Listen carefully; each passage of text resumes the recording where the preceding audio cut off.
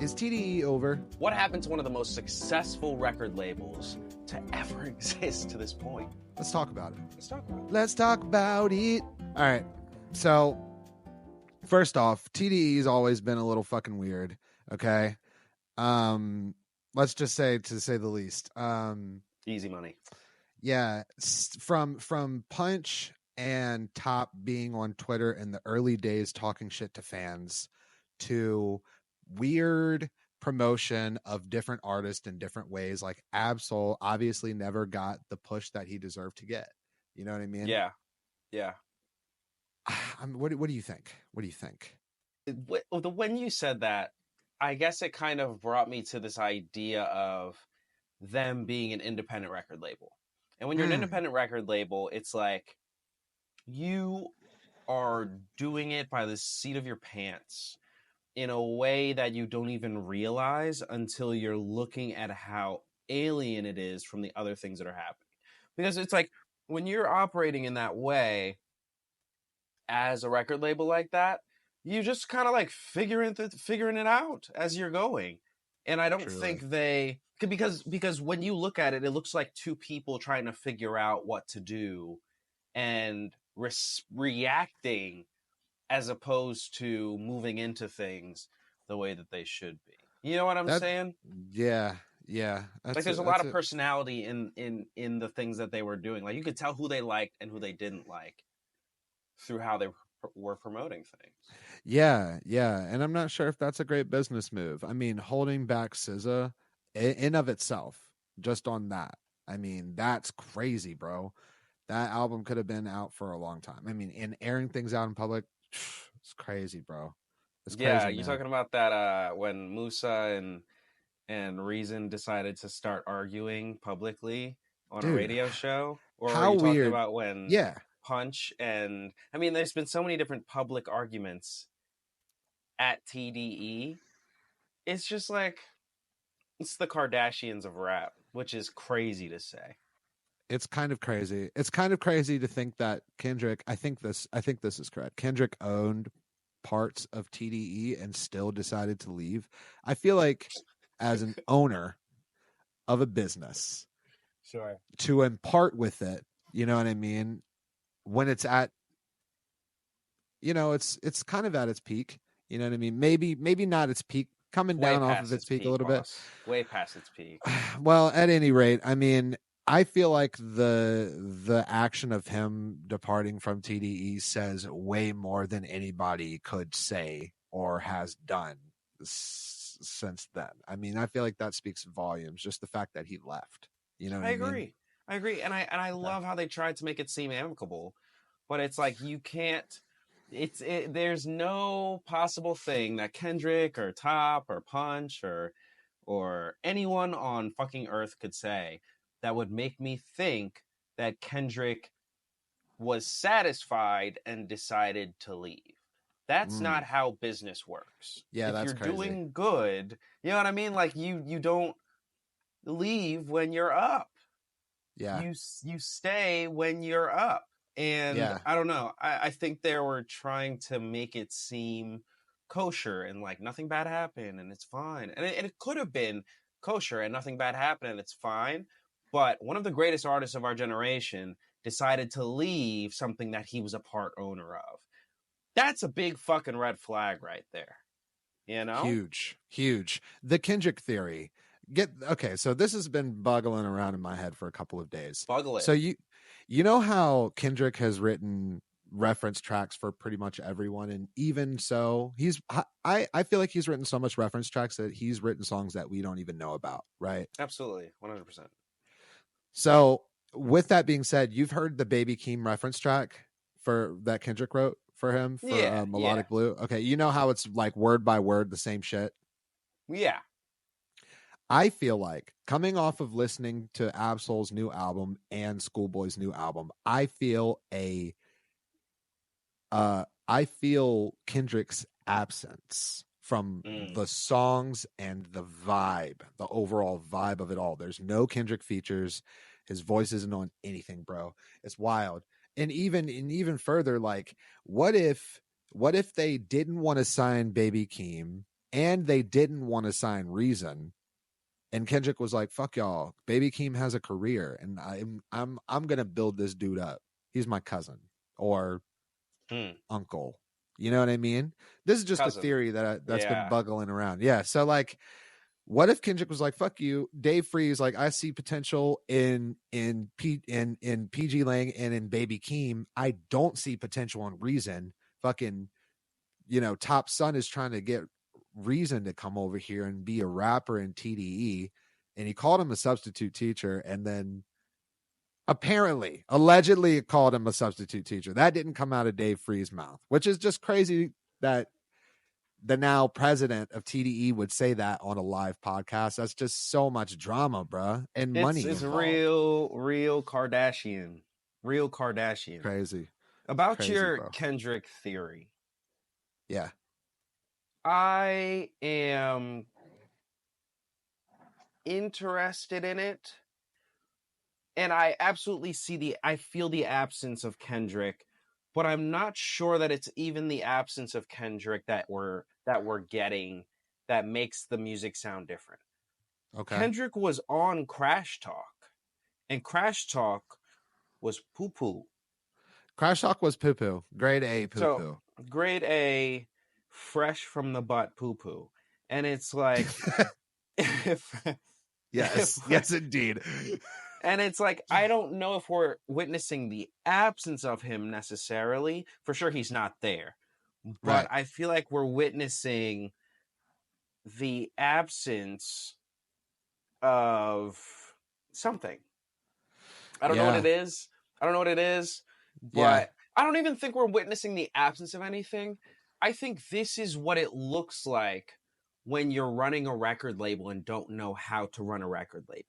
He put his eggs in he put all of his eggs in one fucking Kendrick basket.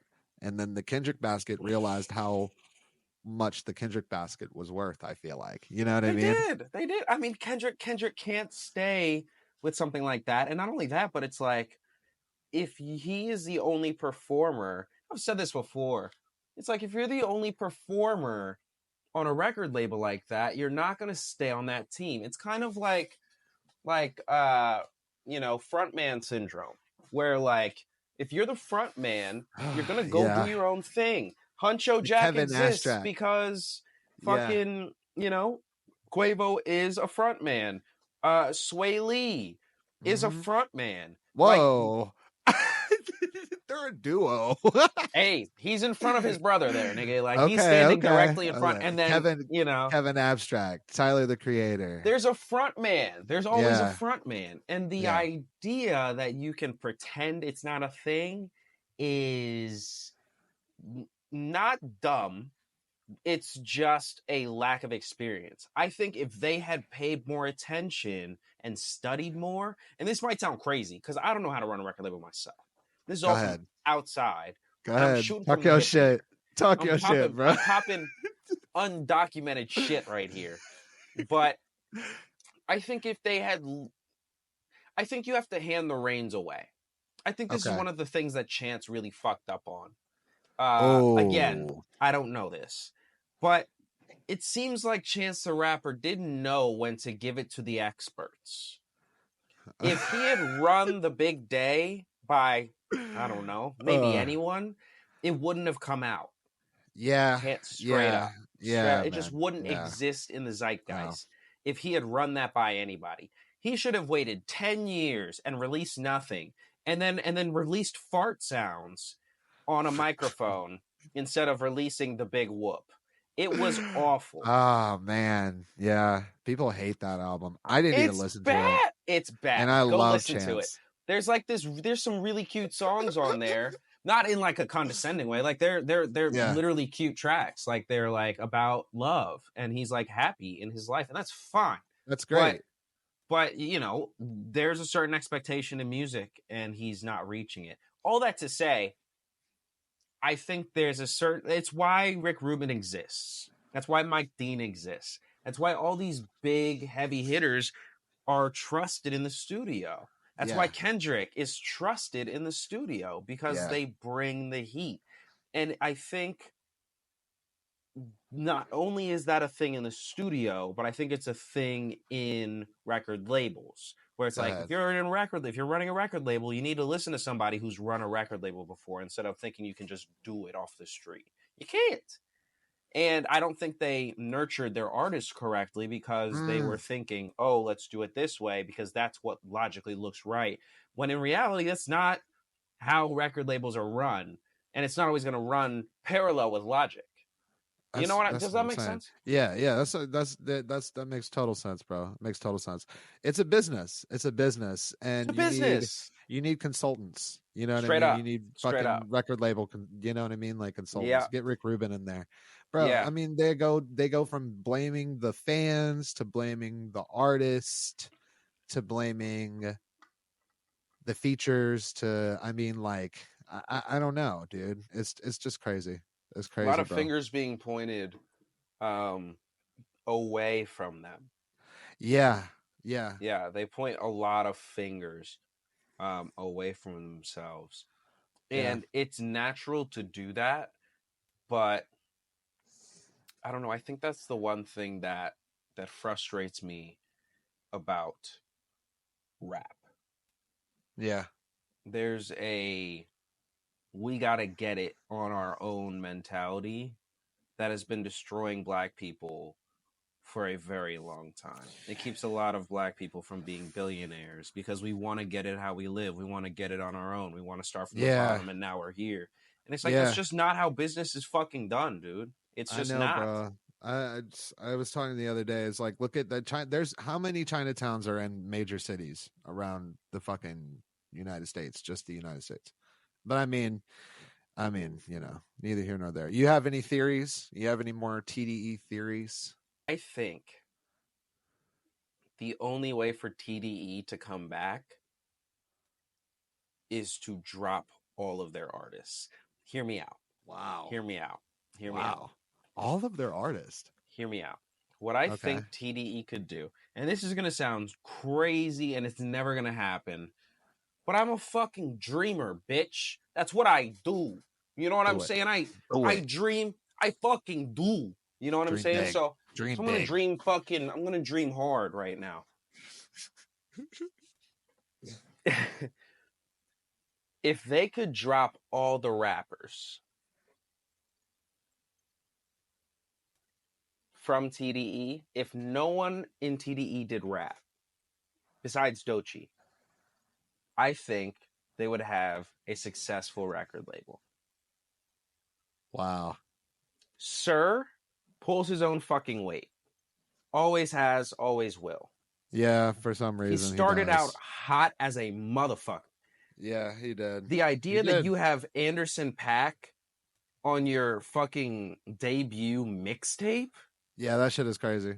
Get the fuck out of here. And it was when Paak was hot. You know what I'm saying? So it's hot. Like hot skis.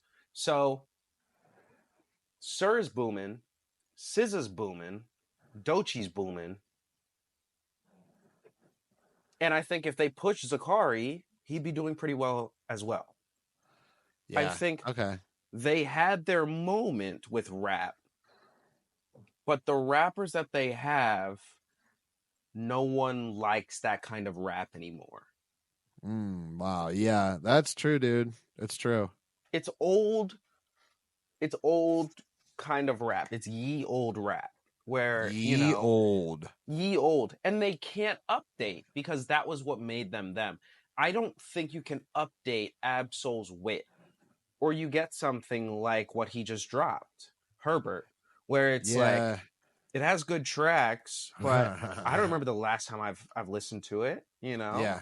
Yeah. Like I'm probably not going to listen to it ever again because there were like the tracks that were made to be poppy were just hard, but they weren't substantial because you have to either be hard or substantial depending on what kind of hard you're trying to be. And hard and substantial isn't cute anymore. It's not sexy. That's dead. Yeah. You know what I mean? So if they gave up on rap and signed another R&B artist, maybe they could drop Zakari too. I'm not gonna hold you. If they just kept Sir Doechii, and SZA. Okay. Hey, the And actually R&B. push Lance. Yeah, that'd be nice. The R&B. Gosh, what is it called when you fucking what is it Tiny called when you switch? The R&B roster segue. draft The R&B. The segue. R&B segue. Oh yeah. Yeah. Positioning SZA and Lance together would be great. I would say another good idea would be to make great things again. I think they are. Look, SOS is a great album. It's exhaustingly long, but I think if she hadn't taken 6 years in between Control and SOS, it wouldn't be fucking an hour and 30 minutes long. The drama. Yeah, I was about to say that's drama. You know what I'm Yeah. saying? If they took the time and focused on what the fuck they were doing, like Chasing Summer is a perfect album, dog. There are no skips on Chasing Summer. Wow. Like R&B has never failed from TDE. Doechii's got hits. I mean hits. Like I went and found a Doechii song because I was like trying to figure out Doechii. Yeah. And I listened to it and I was like, this is a song I've heard in like Kroger. You know what I'm saying? I have to do a little diving on Doechii for bro. You'll recognize it immediately because she's got hits. Word. So I don't know. That's on JoJo. That's never gonna happen. No, it's not. They're a little bit cornered in on the rap thing. It feels. It does. I don't know if they can get out. Maybe they hire another guy. You know. Hire another guy. Keep hiring guys until it blows up and becomes something else. There you go. Hire another guy. Hire another guy. You know. So. Make sure he's worth it, though. Please, God. All right. So, what do you say? What say you? Is TDE over? Yes. Yes, with no sort of anything emphatic to add. Emphatic. Yes, they are over. I don't think anyone. Look. What I mean by over is that they're not going to grow anymore, and they are going to continue to decline. Wow. Okay. I'm the opinion of yes with is TDE over? Yes, with the caveat that they can come back. They just need to get their heads kind of out of their asses, I feel like. How do you change that? It's been 10 years. It's been over 10 years. I don't know. I just, I guess I'm the half full kind of guy. You know what I mean? You're the king of optimism, but no. Not right now. I want a straight answer. How in the fuck could they pull this out? Okay. I will say TDE. If I have to say yes or no, straight up, no, just because if TDE drops an album, I will continue to listen to it. If Absol drops an album, if Schoolboy drops an album, for me, TDE, I'll say this. For me, TDE is not over. Not for you. In the general sense, yeah, TDE is over. Thank TDE is you. over in the general sense. Yeah, for I'm sure. like, for sure. nigga. They're dead, bro. They're dead. Yeah, I'm not hearing anybody listening to the new Schoolboy Q. I mean, even people that care about TDE aren't listening to the new Schoolboy Q, which is just. I listened once, or like twice. I listened to Thank God for Me, and I haven't even been back for Thank God for Me because it's like, I don't know. You can literally you can make music. But if you treat yourself like Frank Ocean when you're not Frank Ocean, no one's going to listen to your music anymore. Oh, wow. The Frank Ocean. Think debate. about it. No one else could ever do that besides Frank Ocean. Disappear for like 6 years, fake a show, and then continue disappearing. And I'm still listening to his fucking music. Fake a show is crazy. I was there, nigga. He faked it. I was there, dude. He faked it. That video was crazy. And the conversation that we had after when you went was so funny, bro. He was just jerking himself off and then skipped the whole second show. I was the second show. I didn't get to see Frank Ocean that week. I saw him online, but I could have done that from my fucking living room. You know? But it's like, look, Schoolboy Q, no smoke, but he's no Frank Ocean. No Frankie Oceans. He's no definitely Frankie not. Ocean. Yeah.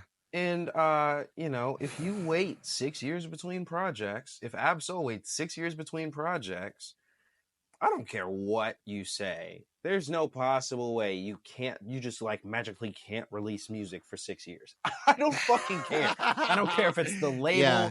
I don't care what you fucking say. That's I chose to take 6 years between dropping an album or not.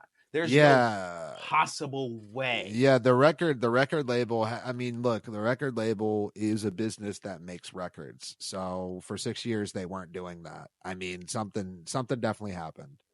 Something happened. And I know Absol was going through his personal thing. I made a video about TDE, and some guy commented, he was like, Absol was going through something. I'm like, yes, like I do. Yeah, very sympathetic to Absol. We love Absol. Terrible. Bro. We love Absol. Yeah. People go through things. But that being said, it's like record label. Absol is not the only one on the fucking record label. Yeah, we're not talking about Absol. We're talking about TDE, bro. We're talking about TDE, you know what I mean? And people are so focused on defending TDE that they don't look at the fucking writing all over the goddamn walls. Honestly, I think Schoolboy and Absol might be better off if they did leave TDE at this point. For real. I think all of them would be better off leaving TDE. I think they're all still attached to this dream of what TDE started out as. TDE started out as the new Death Row, and that's what they were. And it was hot, and it was cool, and it was fire. We loved TDE because they were the new Death Row. But they burn bright, and then they haven't chosen to do anything about it. If you burn bright and fizzle out, there are other options for monetization. There are other options for staying in the public eye, so that when you release music again, you're somewhat relevant. And or else did none of that stuff. Yeah, the market share went elsewhere, just like we watched it do. I mean, and that's what happens, bro. I mean, that's what fucking happens. Yeah, you lose your market share if you don't fucking work for it. So there you go. I think if they do leave, they could come back. Ooh, I think that's the caveat right there. Jigga style. We're retiring. No, we're not. What's up? I don't know about that.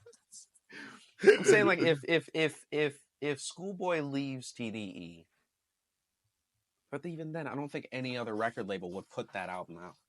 Yeah, he would have to go. He would have to still go indie. I mean, he'd have to go indie or go to RCA, and even then, RCA probably ain't gonna like back that. And he wouldn't have. He sold like 10,000. How much did he sell for that album? I don't know. And even so, he probably wouldn't even like being at the record label himself. Yeah, I mean, like, I don't think he would really enjoy being at RCA or Interscope. I feel like they're comfortable. Absol. I mean, that's the problem, though. That's the problem, dog. Complacency. Yeah, complacent. Wow. Yeah, absolutely. What did he? We're getting mixed reviews here, boss. Did he do good? I have Hip Hop DX right here. Says Schoolboy's Blue Lips first week sales projections are in. Okay. Well, what are they? What do they look like? 34K the first week. Yeah, that's a huge balls right there. That's not great at all, dude. It's not terrible. Do you know how many units Mr. Morale sold the first week though? What? Almost 10 times that. 295,000. Oh, I believe it. He's Kendrick Lamar. It's kind of but like, that's the whole thing though. That's the whole thing though. Exactly. All the eggs were in they put all the eggs in Kendrick, and they didn't fucking do any artist development for any of their other artists, and they didn't fucking, I swear, bro. When they added Isaiah Rashad in, I was happy about it, but I also was kind of like, I feel like Isaiah could have been put on the wait list or something. You know what I mean? Like, I don't know, man. I feel like he joined TDE and then just didn't do well for himself after he joined TDE. You know what I mean? He didn't do anything from what I remember. Yeah. He basically joined, dropped Sylvia demo, and then vanished for like, I mean, I thought he years? dropped Sylvia before he joined TDE. he dropped Shot You Down before. Okay. What was Sylvia the was junk under that came? TDE. Okay. That's still crazy though. That's crazy. Yeah. Well, in conclusion, is TDE over? Yeah, I think so. Yeah. It's kind of looking like it. Fuck yeah, it is. All right. If you agreed with us, if you didn't agree with us, if you liked what we said or not, subscribe, comment, talk to us. Let us know.